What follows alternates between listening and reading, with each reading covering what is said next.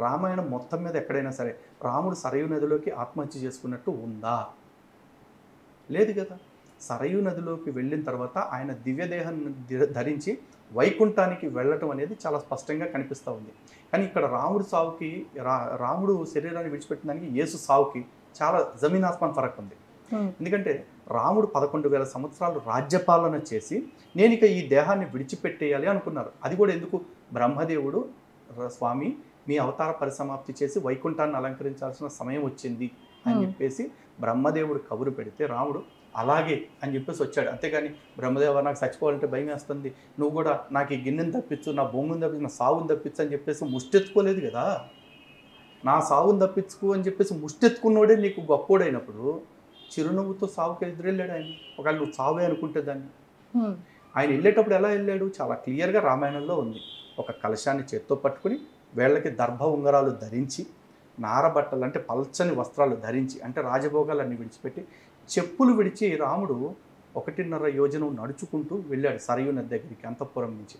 ఈ నడుచుకుంటూ వెళ్ళే సందర్భంలో 11,000 సంవత్సరాల క్రితం పట్టాభిషేకం సందర్భంలో సుగ్రీవుడు కావచ్చు, విభీషణుడు కావచ్చు, నీలుడు, ద్యూదుడు, మైందుడు, జాంబవంతుడు, ఆంజనేయుడు ఇలాంటి వానర వీరులు, రాక్షస వంశానికి సంబంధించిన గొప్పవాళ్ళు వీళ్ళందరూ కూడా ఆ పట్టాభిషేకానికి వచ్చి అతిథి మర్యాదలు స్వీకరించి వాళ్ళ రాజ్యాలకు వాళ్ళు వెళ్ళిపోయారు. ఆంజనేయ స్వామి గంధమాదన పర్వతం మీదకి తపస్సుకు వెళ్ళిపోయారు. మరి వీళ్ళందరూ ఎవరి పనుల్లో వాళ్ళు ఉన్నారు. 11,000 సంవత్సరాల్లో రాముడిని పలకరించడానికి పరామర్శించడానికి కూడా మధ్యలో ఎవరు వచ్చిన సందర్భాలు కూడా లేవు.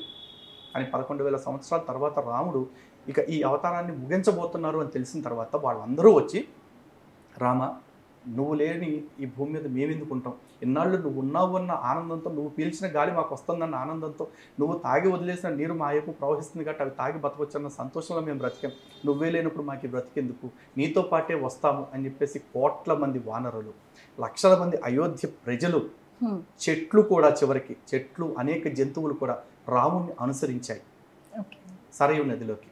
సరయూ నది దగ్గరికి వెళ్ళిన తర్వాత రాముడు ఆ నది ప్రవేశం చేసే ముందు బ్రహ్మదేవుడికి ఆదేశం ఇచ్చాడు, వీళ్ళందరికీ కూడా సాయుధ్యాన్ని ఇవ్వు అని చెప్పేసి. సాయుధ్యం అంటే భగవంతుడి లోకానికి తీసుకురా అని చెప్పేసి.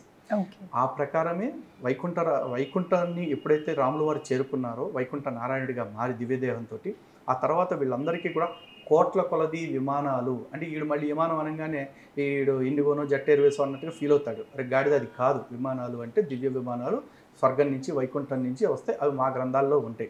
మీ బతుకులకి గాడిదల మీద వచ్చే దేవుళ్ళని చూసిన మీకు విమానాలు అనేది కొద్దిగా వింతగానే అనిపించవచ్చు, నమ్మబుద్ధుగా కూడా ఉండకపోవచ్చు. మీకు నీ బతికి ఎట్లా సచ్చినా నీ నమ్మకాలు నీ మడిచిపెట్టుకో జేబులు.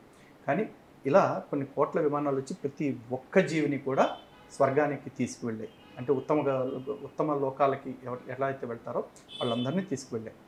ఇది కాకుండా రాములు వారు ఒక 5గురికి మాత్రం అక్కడే ఉండి వాళ్ళకి చిరంజీవత్వాన్ని ఇచ్చారు. ఆంజనేయుడు, విభీషణుడు, జాంబవంతుడు, ద్యూదుడు, మైందుడు. ఈ 5గురికి మీరు కలియుగాంతం వరకు కూడా, కలి భూమి మీద ప్రవేశించేంత వరకు కూడా రామనామాన్ని ప్రచారం చేస్తూ ఉండండి. అందులో ఆంజనేయ స్వామి విభీషణుడికి మాత్రం ప్రళయకాలం వరకు కూడా జీవించి ఉండాలన్నారు. కారణం ఏంటి అంటే ఆంజనేయ స్వామికి బ్రహ్మదేవుడు వరం ఉంది, భవిష్యత్ బ్రహ్మ ఆయనే కావాలి కాబట్టి. అంటే మరి భగవంతుడు కాకపోతే వాళ్ళకి చిరంజీవత్వాన్ని ఇచ్చేంత శక్తి ఆయనకు ఉంటుందా? లేదుగా. పోనీ 11,000 సంవత్సరాల తర్వాత కూడా నువ్వు లేకపోతే మేము ఈ భూమి మీద ఉండము అని ఆయన్ని అనుసరించి ఆయన కోసం నవ్వుతూ ప్రాణాలు ఇచ్చేంత త్యాగం చేయగలిగారు, అంత కమిటెడ్గా ఉండగలిగారంటే రాముడు ఎంత గొప్పవాడైతే రాముడి పట్ల వీళ్ళ భక్తి అంత గొప్పగా ఉంటుంది. ఇదంతా రామాయణంలోనే ఉందిగా కదా. పోనీ అంతా అయిపోయిన తర్వాత రాములు వారు దివ్యదేహంతో వైకుంఠానికి వెళ్ళిపోయారు. మరి ఆయన ఆ స్థూల దేహం ఏమన్నా నదిలో తేలిందా? దాన్ని తీసుకొచ్చి లవకుశులు ఏమన్నా అంత్యేష్టి చేశారా? ఎక్కడన్నా ఉందా రామాయణంలో? ఆయన దేహం దొరికి ఆ దేహం పడిపోతే కదా, దానికి అంత్యక్రియలు జరిగితే కదా అప్పుడు దాన్ని మీరు మరణం అనగలరు.